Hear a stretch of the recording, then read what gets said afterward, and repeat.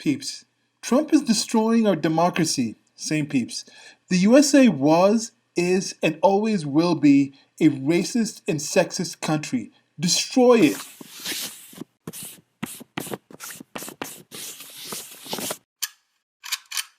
So this is one of the peeps and same peeps thoughts that I have. And this is the typical thing. You hear people mostly on the political left, the leftists, the progressives, they say things about Trump like he's destroying our democracy. Now you ask them to define what they mean by democracy or our democracy. It's normally nebulous and things like this. But these same people will also go back and say that the USA from the initiation, and I have this series with my friend Steven, this conversation talking about the 1619 Project, which is something saying like that the United States of America began in 1619 when the first slaves were brought from the transatlantic slave trade and landed somewhere in the then colonies, the then 13 colonies, or somewhere in where New England area is now, northeast of the United States of America. So that was the initiation, and some people claim that from then, that means the entire country is sexist, is racist. It has all these negative things in it. They look back at the founding fathers and look at the actual foibles and personality of the founding fathers and say that stuff's ingrained in the nation. They look at the history of the nation that's had many issues like every other country has, like humans have, because it was made by humans and humans sucked more in the past than they do now because we're getting better as a species, we're getting better as earthlings. So that whole improvement is happening, but they say that is definitive and that is something that's going to be at the core, so they are also working at destroying it. So that's the thing. If they're talking about our democracy, did that our democracy, is it somehow specific to the United States of America? And is that something they want to keep? So are they saying that this racist and sexist country, is that democracy of theirs as it is part of the United States of America? Do they want to preserve that racist and sexist part of it?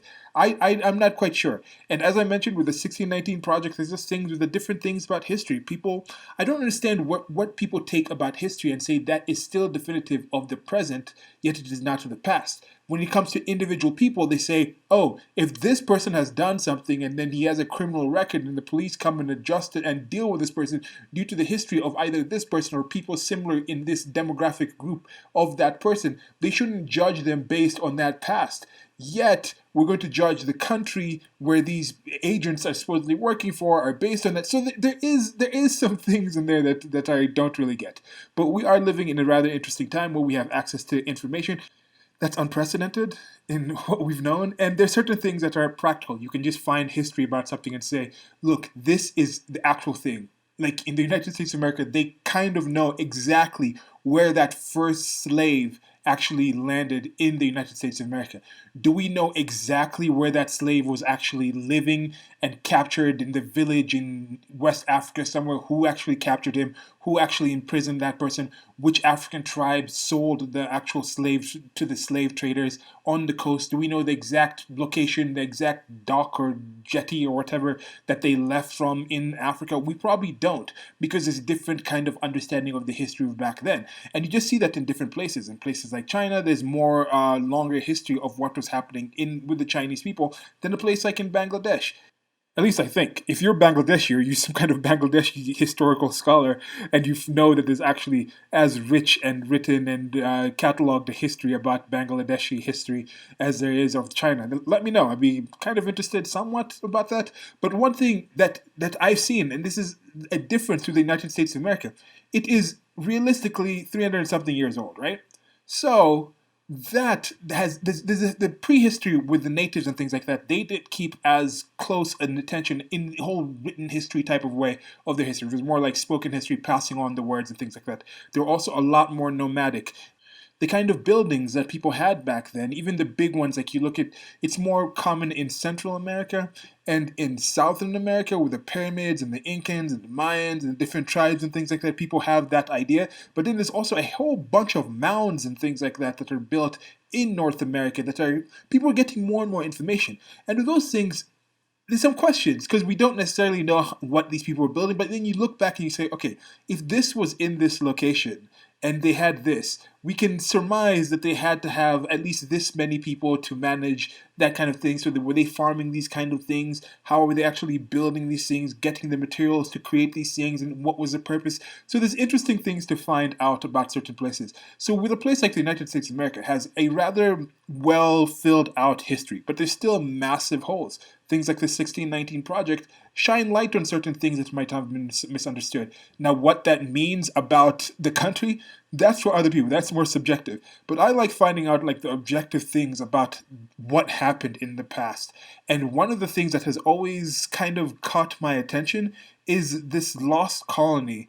There's different things. People are talking about how like Vikings or some Vikings of Scandinavians supposedly landed somewhere in Newfoundland, like no, somewhere up in Canada, and came down, and they might have been there before they actually established a long-lasting colony. Because that's a different thing. They could have been people who found the United States of America, found the North American continent and South American continent and things like that, even though there was already people here.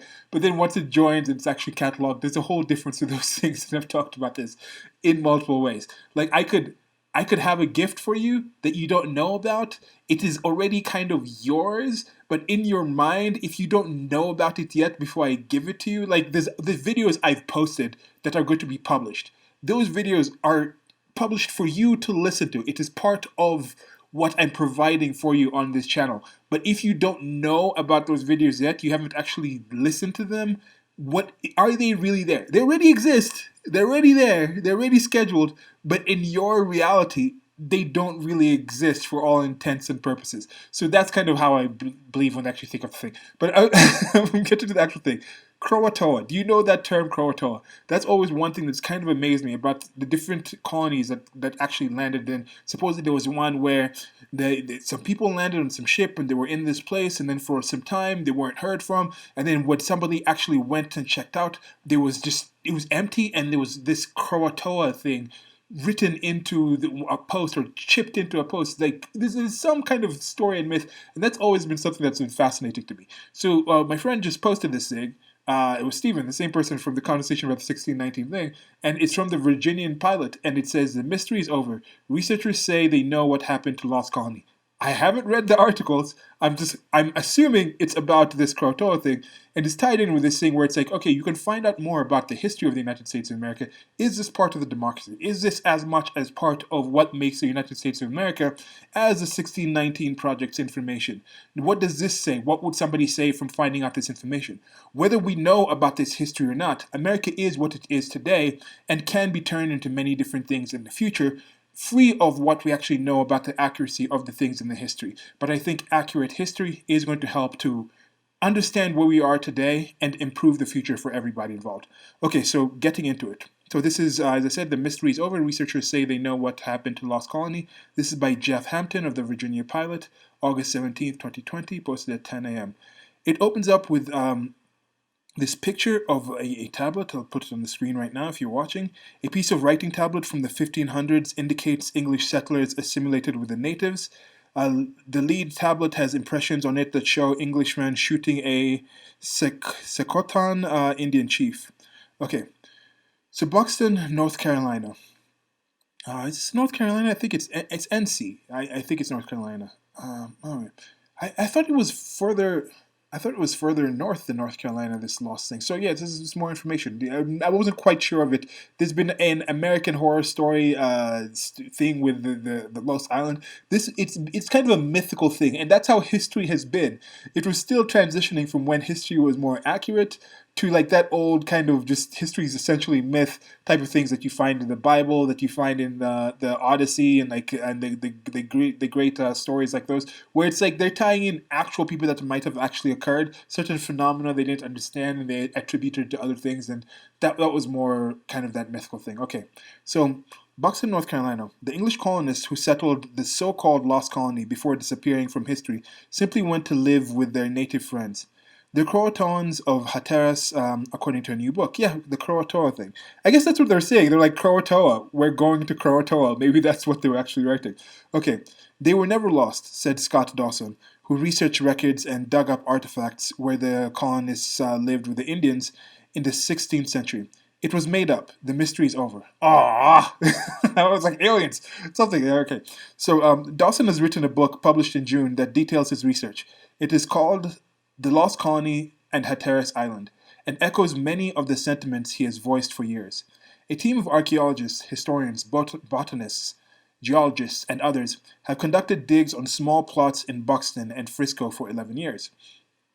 Dawson and his wife, Maggie, formed the Croatoan Archaeological Society when the digs began.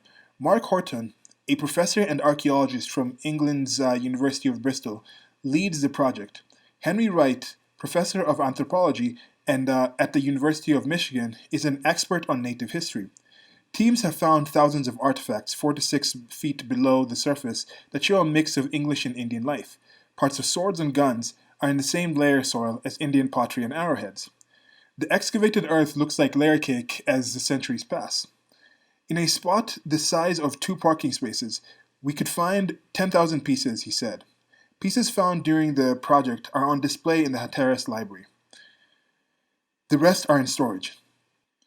Dawson's book draws from research into original writings of John White, Thomas Harriot, and others. Most of the writings were compiled at the time by English historian Richard Hakluyt. Records from Jamestown also helped Dawson understand more about the tribe's political structure. I remember actually going to visit Jamestown in some actual travel. If it's the Jamestown I think they're talking about, Jamestown was a common name I'd imagine for places. I think actually, was it North Carolina? We did some family trip and we went to some place. I think it was Jamestown. It was the first actual colony that actually lasted. That's where we went. And I don't think we went to this mysterious place, but I think we heard something about it there. That was part of that myth. It was something that used to give me, just thinking about it, used to give me goosebumps and things like that. I don't know. Okay, the evidence shows the colony left Roanoke Island with the friendly Croatoans to settle on Hatteras Island. They thrived, ate well, had mixed families, and endured for generations.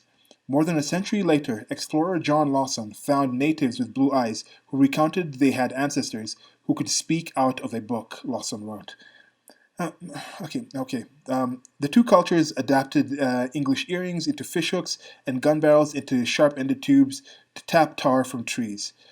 This is the interesting stuff. Now when they go back and they say, okay, this is the natives' land, and we need to give back reparations to the natives, would they say these people who actually descended from the pre-colonialists have pre-colonialist blood, or would they go to the one-drop rule and say just because they have at least one-drop rule of the actual natives, there's actually given some possession? So is it the kind of thing where if colonialists actually came to the United States of America and let's say they actually sexually assaulted a native and had a child with them, then should that child just automatically get it? Is that the key? Is that the key thing to do if you're actually going to move somewhere to actually become part of that place? You got to reproduce with the women of that place, or let the men reproduce with your women? Is that the only way to integrate, or can you integrate through other kind of ways? I don't know these kind of questions. Okay. And just one thing from earlier, I thought it's interesting how this is like, look, this information, you don't need to embellish on this. And this is one of my issues with the 1619 project discussion that we've had. You don't need to embellish. The truth is interesting enough and has enough worth by just knowing what happened. Now that you know what has happened, there's a lot of other questions that come up from it. What did they do after?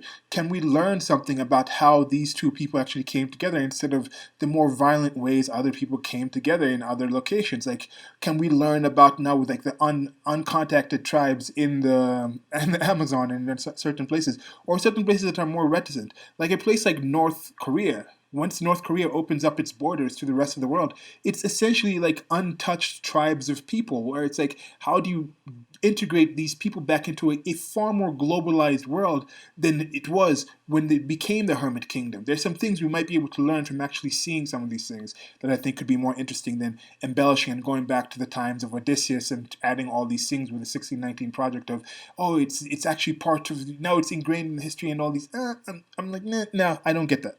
Okay, back to the reading. The Lost Colony stemmed from a 1587 expedition. Just weeks after arriving, White had to leave the group of settlers, including his daughter Eleanor Dare and newborn granddaughter Virginia, to get more supplies from England. White was not able to return for 3 years. When he arrived on Roanoke Island in 1590, he found Croatoan carved on a post of a crow on a tree. They literally made a sign. It was expected the colonists would go with their friends, the Croatoans, and tribe member Manteo, Dawson said. Manteo had traveled to England with early expeditions and was baptized a Christian on Roanoke Island. White later wrote, finding the writing on the post, I greatly enjoyed that I had found a certain token of their being at Croatoan, where Manteo was born. A bad storm and near mutiny kept White from reaching Hatteras. He returned to England without ever seeing his colony again. Archaeologists found a flower-shaped clothing clasp belonging to a woman with the other items.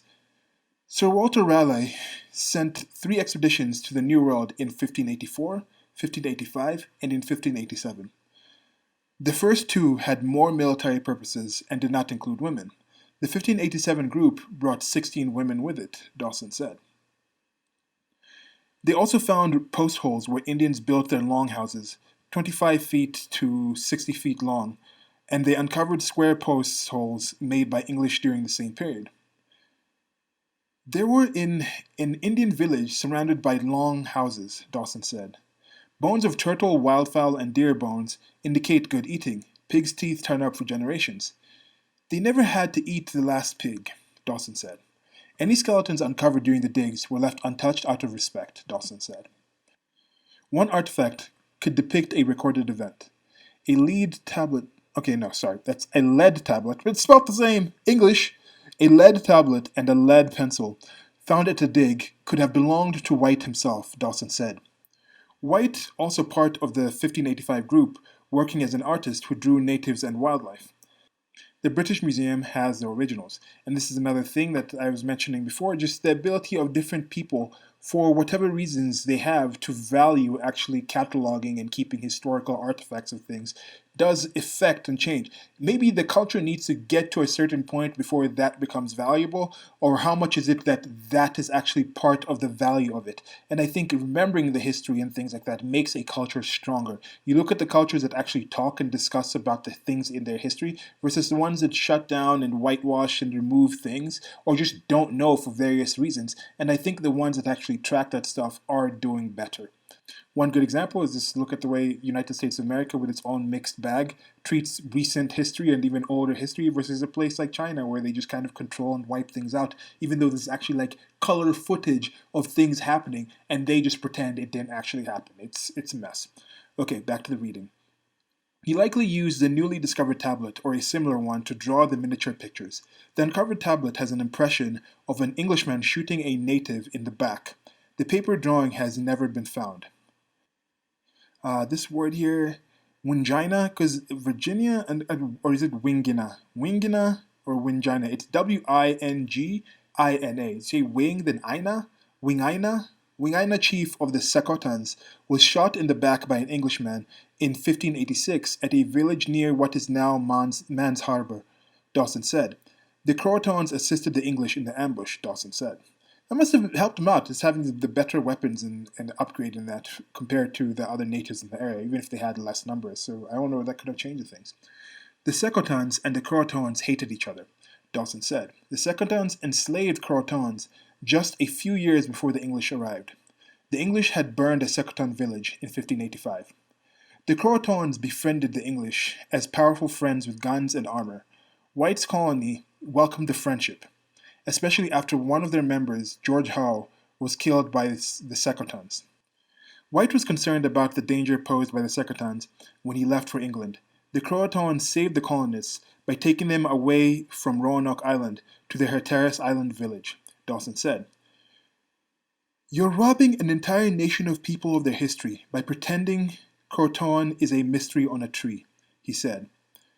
These were a people that mattered a lot. And yeah, that's the end of the article, and that's the end of this video pretty much. And you see right there, they're talking about the enslavement that was going on inside, the wars that were going on. People might have been like, oh, look, just the colonists, they were horrible. They came in, they destroyed the world, they destroyed the new world and things like this, and they killed all the natives. But no, the natives, as they are, like everybody else, humans, in a place where they're actually limited resources, are going to find themselves battling over these limited resources in order to acquire as many resources to continue reproducing their most important beings, which are themselves, because people have that selfish sense where it's like, we've got to secure stuff for me, my family, my extended family, my clan, my tribe, my village, my area, at the cost, in cases, of those other people. So we need to find better ways to trade, to work together, to commingle, to coexist, to get the most out of the limited resources. Instead of just saying, oh, this tree is just for firewood and that's all we're going to use for it, we're like, okay, we can get tree sap, we can get some bark from this and do these other things with it.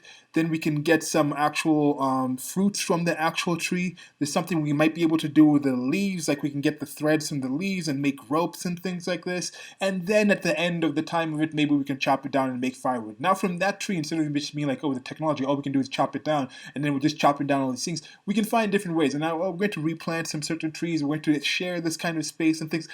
So essentially, just other ways to do things, better ways to do things. We're improving constantly. I like finding this history, this whole idea of our democracy being destroyed, as I mentioned in the start.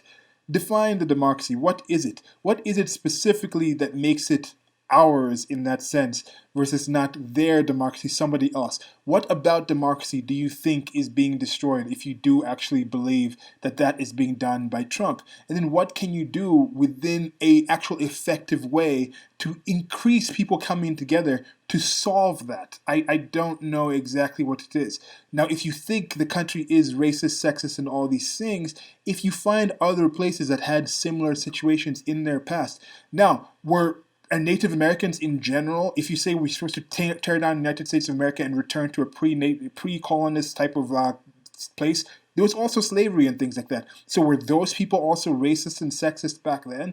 Or do you take and you look at what the Croatoans were and they actually embraced these people and brought them in? Which is the part that you say is more definitive of these Native Americans that you want to call them? Were they separate nations? Was that kind of thing? So there's these questions I think to ask and to be answered. And I think the access to information, acquired ignorance destruction systems, and human information vectors, using those things as well as we can, as much as we can, is going to lead to a better world for all humans and increase human flourishing. And that's it for now. Like, share, subscribe. Should be links somewhere on this screen or somewhere below, somewhere wherever you listen to this, to go to the merchandise store. I have merchandise on Redbubble. I'm working on getting an independent store set up for other things and a personal website coming up. A lot of good, exciting things coming in the near future. I'll keep you updated. Like, share, notification for that notifications of this. Till next time, goodbye.